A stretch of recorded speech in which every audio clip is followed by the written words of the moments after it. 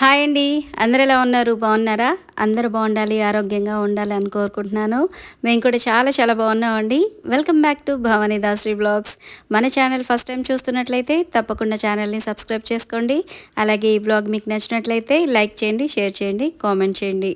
Last week నేను మా అబ్బాయికి బుక్స్ అవి తీసుకొస్తే వాటికి అట్టలేస్తున్నాను. సో నేను అట్టలు వేస్తూ ఉన్నాను. మా అబ్బాయి స్టిక్కర్స్ అవి అంటించేసి నేమ్స్ రాసుకుంటున్నాడు అనమాట.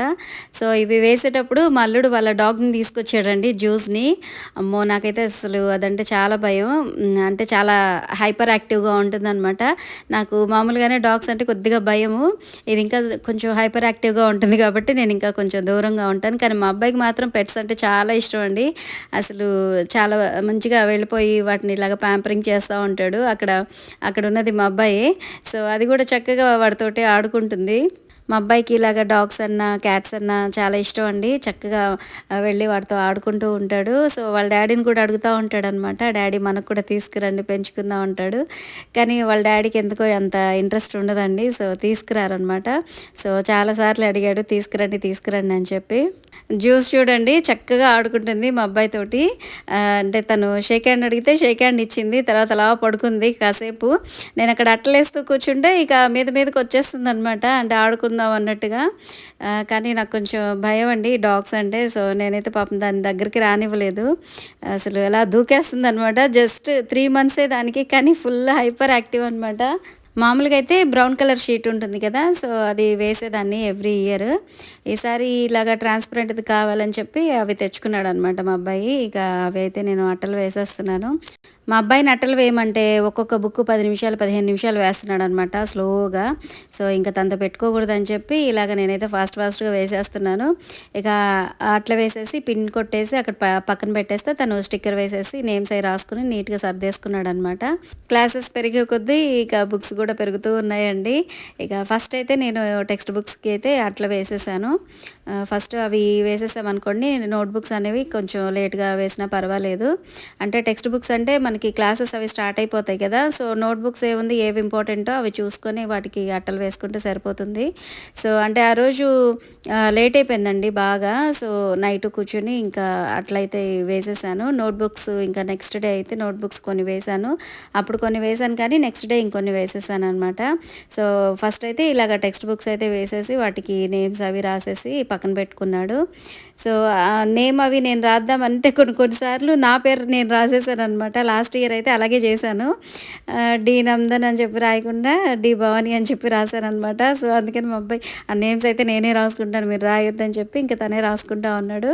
బుక్స్కి అట్టలు వేసిన తర్వాత మధ్యలో గ్యాప్ తీసుకుని ఇక మన ఛానల్లో వీడియోస్కి వచ్చిన కామెంట్స్కి వాటికి రిప్లై ఇస్తున్నాను అనమాట. ఇక్కడ లాస్ట్ టైం నేను పోస్ట్ చేసిన కంప్యూటర్ వర్క్ బ్లౌజెస్ కన్నా కూడా నేను స్టిచ్ చేసుకున్న బ్లౌజెస్ అని చెప్పి ఇంకొక వీడియో పెట్టాను కదండి. సో దానికైతే వ్యూస్ బాగా వచ్చాయి అనమాట. అలాగే కామెంట్స్ కూడా బాగా వచ్చాయి, కామెంట్స్ కూడాను.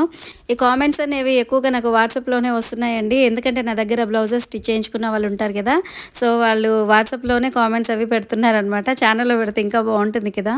ఈ వీడియో మా అబ్బాయి తీశాడనమాట. అంటే మనం రీల్స్ అవి చూసేటప్పుడు అందులో చూపిస్తూ ఉంటారు కదా కొంతమంది, మన ఇంట్లో స్పెషల్ ఏంటి ఈరోజు అనేసి వేడివేడిగా అన్నము, పప్పు, కూర, చారు అని చెప్పి వాళ్ళు చేసుకున్న వంటలన్నీ కూడా చూపిస్తూ ఉంటారు కదా. సో అలాగా ఫన్నీగా తను ఈ వీడియో తీశాడనమాట.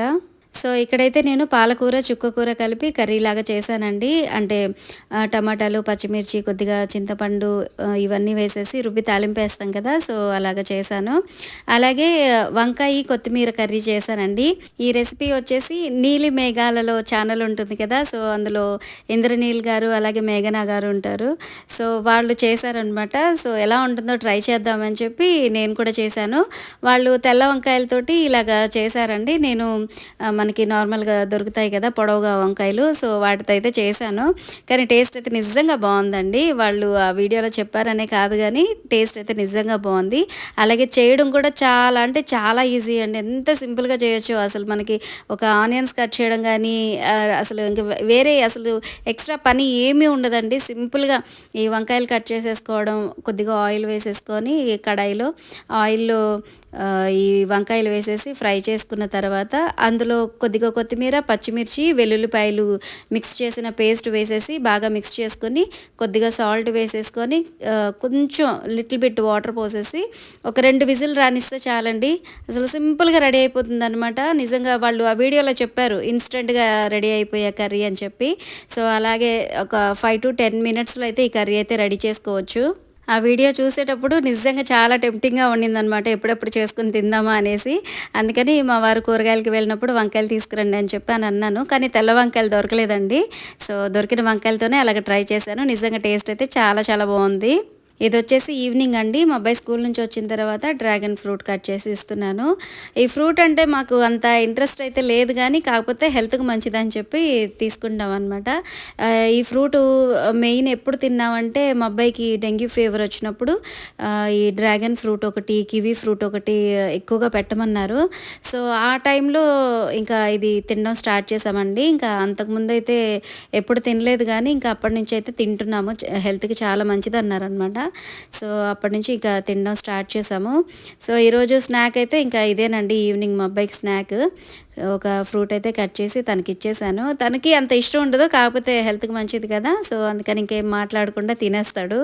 మీలో ఎంతమందికి డ్రాగన్ ఫ్రూట్ అంటే ఇష్టమో నాకైతే తప్పకుండా కామెంట్ చేయండి. అలాగే ఎంతమందికి ఇష్టం ఉండదో కూడా నాకు కామెంట్ చేయండి. యాక్చువల్గా ఇవి తీసుకునేటప్పుడు పింక్ కలర్ ఉంది కదా, సో లోపల కూడా పింక్గానే ఉంటుంది అని చెప్పి తీసుకున్నారంట మా వారు.